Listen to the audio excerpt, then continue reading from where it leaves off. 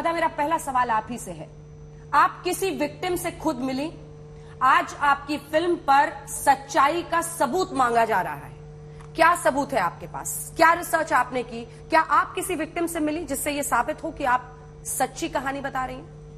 जी, मैं विक्टिम से भी मिली हूँ एंड सुदीप्तो सर ने 7 साल से रिसर्च किया है ये सब्जेक्ट पे।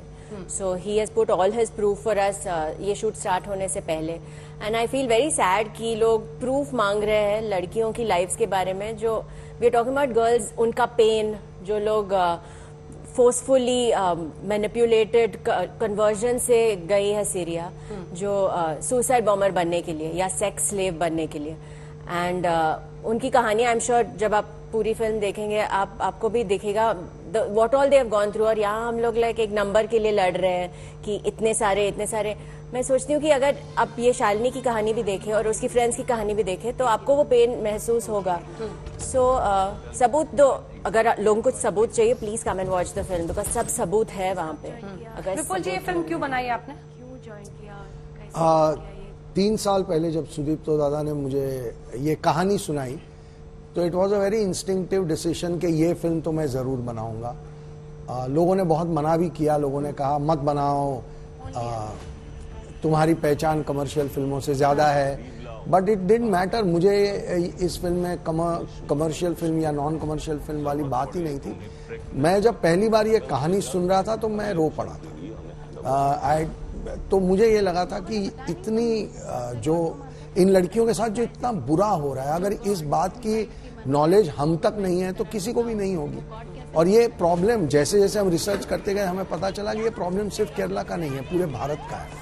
पर क्योंकि ये स्टोरी जो है वो केरला की 3 लड़कियों के आसपास है, इसलिए केरला स्टोरी। तो मुझे ये लगा कि ये विषय, इन लड़कियों का दर्द, ये हमारे समाज को देखना चाहिए। पर विपुल जी, क्या आप तैयार हैं इस बात के लिए कि कहा जाएगा कर्नाटक में चुनाव है इसीलिए आपने ये फिल्म बनाई है? ऐसे आरोप लग रहे हैं आप पे। सुदीप्तो दा हंस रहे हैं लेकिन ऐसे आरोप लग रहे हैं अभी से कि फिल्म मेकर्स ने इसीलिए कर्नाटक इलेक्शन की वजह से ये फिल्म बनाई है, पोलराइजेशन कर रहे हैं आप on the behalf of RSS. मुझे हंसी इसलिए आती है कि ये फिल्म सुदीप्तो दादा ने इस सब्जेक्ट पे 7 साल से काम करना शुरू किया, मैंने 3 साल से।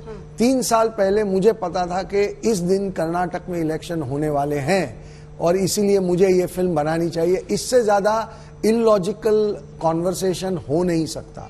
अब सुदीप्तो दा, मैं आपके पास आ रही हूं क्योंकि आपके कंधों पर है इस फिल्म को हकीकत के करीब साबित करने की जिम्मेदारी। जी मुझे आपकी रिसर्च में आप कैसे ये जान पाए कि इतनी लड़कियों के साथ ये केरल में हो रहा है, और क्या ऐसी क्या बड़ी बातें आप बताएंगे जिससे हमारी ऑडियंस कन्विंस हो? आप छोड़िए उन लोगों को जो सिर्फ अपनी पॉलिटिक्स साधने के लिए शायद टारगेट कर रहे हैं, बट ऑडियंस को तो कन्विंस करना पड़ेगा ना।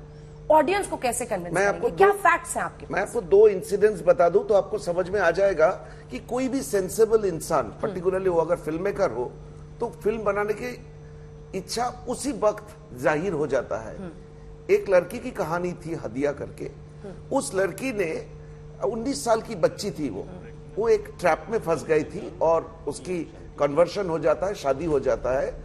15 दिन के अंदर उसको पता चल जाता है, ये मैं 2014 की कहानी बता रहा हूँ। 15 दिन के अंदर उसको पता चल जाता है कि वो बहुत बड़ा एक ट्रैप में फंस गई और उसमें वहां से बाहर निकलना है। कुछ लोगों की मदद से ये मैं त्रिवेंद्रम शहर की बात कर रहा हूँ। वो बाहर आ जाती है और उसका रिकन्वर्शन होता है, मतलब वो वापस हिंदुइज्म ले लेती है। और उस समय पे प्रेस, सरकारी सिस्टम, पुलिस उसके पीछे भाग रही थी उसके सच्चाई जानने के लिए। तो वो लड़की एक शाम को उसके माँ बाप को कन्विंस करके, वो कसारगोड के गांव से थी, वहां पे वो सोचती है कि अगर त्रिवेंद्रम से दूर चले जाएंगे तो ये लोग पीछे नहीं करेंगे। वो साइकोलॉजिकली बहुत ज्यादा एक बुरे हाल पे थी। वो जब सुबह पहुंचती है वहां पे, जाके देखती है उसके गांव में उसके घर को जला दिया गया। तो आपको उस लड़की की ये जो इंसिडेंस था, ये पहला इंसिडेंस है जो मुझे ये महसूस कराए कि there is something major, something wrong happening to the society there. उसके बाद वहां से मैंने जर्नी शुरू की। उसके बाद मैंने एक दो करते करते करीबन 500 550 केसेस को स्टडी किया। आपने स्टडी किया है 550? मैं पर्सनली स्टडी आपके किया। पास मेरी कैमरा पेपर प्रूफ है उनका? ये अंजना जी, पेपर पे नहीं, वीडियो फुटेज है मेरे पास। वीडियो फुटेज है आपके पास? कम से कम 300 घंटे की वीडियो फुटेज है जो ये सारे लड़कियों से बात करती है। मैं आपको दूसरी कहानी बताता हूँ। ये 2016 की बात है। मैंने 4-5 लड़कियों से मिले जो एकदम ब्रिम पे जाके वापस आई है, जिनमें से श्रुति करके एक लड़की तो अभी जैसे हम यहाँ पे बैठे हुए हैं, वो साउथ की सारे चैनलों में अभी दिख रहा है, जो हमारी इंस्पिरेशन, मेरी इंस्पिरेशन थी। वो लोग अंजना जी एक छोटा सा घर में का एक रेंट लेके एक घर पे रहते थे। उसकी इलेक्ट्रिसिटी काट दिया गया था। वो सब्जी लेके घर में आते थे तो सब्जी का बैग रास्ते में छीन लिया जाता था। डेज आफ्टर डेज वो लोग भूखे सोते थे, खाने को नहीं मिलते थे। वो 6-7 लड़की का गलतियां क्या थी? प्यार किया था बस। और उसके बाद वो लोग जो वापस आए उसकी सजा ये लोग आज भी भोग रहा है। मैं जब इंटरव्यू करने गया था, वो फुटेज है, जब कभी भी अगर आपको चाहिए तो मैं दे दूंगा। दरवाजा को इतना सा खोला, क्योंकि दरवाजा खोल नहीं सकते थे, कभी भी उसके ऊपर अटैक होगा। इतना सा खुला हुआ था। वो जो लाइट आ रहे थे, वो लाइट में हम लोगों ने शूट किए। ये चित्रा, श्रुति, ये सब लड़की तो अभी मतलब न्यूज चैनलों में जा रही है। वो आज मुझे फोन करके बोलती है, आज एक कोर्ट में केस हुई है केरला में और उसमें सुप्रीम कोर्ट में। वो लड़की का पहला क्वेश्चन है, दादा हमें जेल कहाँ जाना है, केरला में जाना है या दिल्ली में जाना है? कितना ताकत है उस लड़की का, आप बोलिए। ऐसे ऐसे लड़कियों की कहानी, उसके साथ जिंदगी बिताने के बाद अगर उसकी कहानी बोलने के लिए ना कोई धर्म की जरूरत बहाना चाहिए मुझे, ना कोई पॉलिटिक्स की बहाना चाहिए मुझे उतना ही एक दिल जो लेके मैं जन्मा था, जो दिल विपुल जी की आंखों में भी आंसू ला दिया था, वो दिल मुझे मजबूर करता है ये फिल्म बनाने के लिए। तो इसमें अगर किसी को प्रोपेगेंडा लगे, किसी को झूठ लगे, किसी को एजेंडा लगे, मैं सिर्फ उनको सॉरी बोल सकता हूं और ये बोल सकता हूं कि 5 मई को ये फिल्म आ रहा है, जाके देख लीजिए।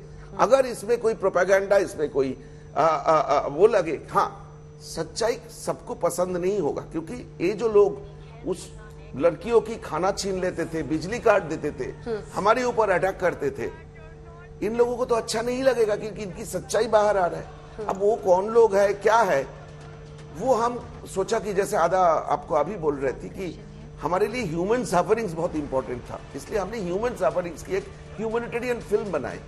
हमने वो नहीं देखा, और सरकार को हमारे फिल्म से अगर कोई मैसेज मिले कि ये है परपिट्रेटर, और ये सब इन लोगों ने हमें सिखाया कि आतंकवाद की कोई धर्म नहीं होता है, लेकिन जब केरला की नाम आता है तो आतंकवाद बोलते ही कुछ धर्म के लोग खड़े हो जाते हैं कि हमने इनको डिस्क्रेडिट कर रहे हैं। ये जो डबल स्टैंडर्ड, ये जो पॉलिटिकल गेम, ये हमें समझ में नहीं आता है। पिनराई विजयन साहब को और शशि थरूर को कुछ बोलना चाहेंगे आप आज तक के जरिए? नहीं, मैं बहुत रिस्पेक्ट करती हूँ अपने एल्डर्स को। That's what my parents have taught me. So if they have their opinion, they are allowed to have that. इसलिए हम लोग एक डेमोक्रेटिक कंट्री में रहते हैं जहाँ पे फ्रीडम ऑफ स्पीच और फ्रीडम ऑफ थॉट है। क्योंकि जहाँ मुझे लेके जाता है फिल्म में, एक ऐसी जगह लेके जाते हैं जहाँ पे औरतों को फ्रीडम ऑफ थॉट और स्पीच भी नहीं है। तो हम दोनों ऐसे जैसे हम लोग बात कर रहे हैं यहाँ पे, हम लोगों को अलाउड ही नहीं है, सेलफोन रखना मना है वहाँ पे। तो I am very happy we live here, it's a very good thing, सबको होना चाहिए फ्रीडम। उनको इनवाइट करेंगे फिल्म देखने के लिए? I would love if they can take out. We have already made that appeal, we have already made that appeal के please film देखिए। आपका हर ऑपोजिशन या क्रिटिसिज्म हम डिबेट डिस्कस जरूर करना चाहेंगे, पर एटलीस्ट पहले फिल्म तो देखें। अगर शशि थरूर साहब ने ट्वीट किया है तो वो झूठ तो नहीं होगा। सो हमें ये सारे ट्वीट्स हमने तब भी देखे थे, और हमारे लिए तो वो वन मोर रीजन थे कि अगर शशि थरूर साहब कह रहे हैं तो ये बात तो हमें और जोर से और वजन से कहनी अब वो क्यों पलट रहे हैं ऐसे, क्या लगता है? ये मेरी समझ के बाहर है। हम पॉलिटिशियन नहीं है, और पॉलिटिक्स में कौन क्यों क्या करता है ये आप हमको समझाएं, क्योंकि हमारी समझ के बाहर है। हम फिल्म वाले लोग हैं। 2-2 लाइन में अब आप तीनों से एक, व्हाट इज दैट पार्ट? वो कौन सा हिस्सा था, या कौन सी स्टोरी थी, या कौन सी किसी प्रोटैगनिस्ट की लाइन थी जिसने आपको इतना मूव कर दिया कि आपने खुद कहा कि आपके आंख में आंसू आ गए थे? कौन सी लाइन थी, कौन सा हिस्सा था जब वो स्क्रिप्ट लेके आए? वैसे तो इस फिल्म में बहुत सारे ऐसे एपिसोड्स हैं जहां पे आपका दिल कांप जाता है कि ऐसा कैसे एक इंसान दूसरे इंसान के साथ करता है। बट इन पर्टिकुलर जब मुझे दादा जब सुना रहे थे हाँ। कि एक ऑर्गेनाइज्ड प्लान के तहत एक लड़की को कैसे डराया जाए, तो वो जब मार्केट या किसी शॉपिंग मॉल में जाती है तो एक ऑर्गेनाइज तरीके से उस पर अटैक करके मोलेस्ट किया जाता है। जो सीन हमारी फिल्म में भी है, आप ट्रेलर में भी देख रही हैं। हाँ। और वो मोलेस्टेशन के बाद एक लड़की जो कि उसकी दोस्त है, वो उसके कान में आके या उसको बैठ के गले लगा के बोलती है कि देख, अगर तूने हिजाब पहना होता ना तो तेरे साथ ऐसा नहीं होता। हिजाब पहनी हुई किसी भी लड़की के साथ मोलेस्टेशन या रेप या नहीं होता। मैं ये सुन के काम Very किया। moving lines. अगर ऐसी कोई एक लाइन या दो लाइन हाँ बहुत है, बट सिंस सब लोग अभी प्रूफ मांग रहे हैं, नाउ आई नो कि एक सीन है फिल्म में जहाँ पे एक कैरेक्टर वो बोलती है कि मुझे 15 लोगों ने रेप किया है, रोज 15 लड़कों के बाद मुझे आई लॉस्ट काउंट ऑफ कितने और थे, एंड देन उससे प्रूफ मांगा जाता है, दैट प्रूव इट। प्रूफ कैसे, how do I believe you कि तुम्हारा रेप हुआ था, मुझे कैसे पता कि 15 लोग ने रेप किया था, कैसे प्रूव करो। तो नाउ आई नो कि प्रूफ हमें ये नंबर का प्रूफ पूछ रहे हैं, पर वो लड़की को कैसे फील हुआ होगा, वो that scene I feel now जब भी हम लोग प्रमोशंस के मेरे लिए सबसे इम्पोर्टेंट पॉइंट है, हमारी फिल्म में एक कैरेक्टर है गीतांजलि, हाँ। जो सुसाइड कर चुकी थी ठीक है। ब्लैकमेल की तहत, जब वो सीरिया जाने के लिए मना कर दिया था। जब उसकी माँ से मिले थे, ma'am I am getting goosebump, I am really getting emotional. उसकी माँ बोलती है किसी ने हमें मदद नहीं की, किसी ने नहीं आया, कोई पॉलिटिशियन नहीं आया मदद करने के लिए, लेकिन अगर आप फिल्म बनाएंगे ना, उस फिल्म में मेरी बेटी को जिसने मारा है उसको फोटो दिखा दीजिएगा। बस यही था मेरे लिए trigger point. I am sorry. आप तीनों का बहुत धन्यवाद हमारे साथ जुड़ने के लिए। इतना तो साफ है कि भावुक तरीके से, भावनात्मक तरीके से आप लोगों का जुड़ाव है इन कहानियों से, और तीनों की यही गुजारिश है कि फिल्म देखिए फिर फैसला कीजिए।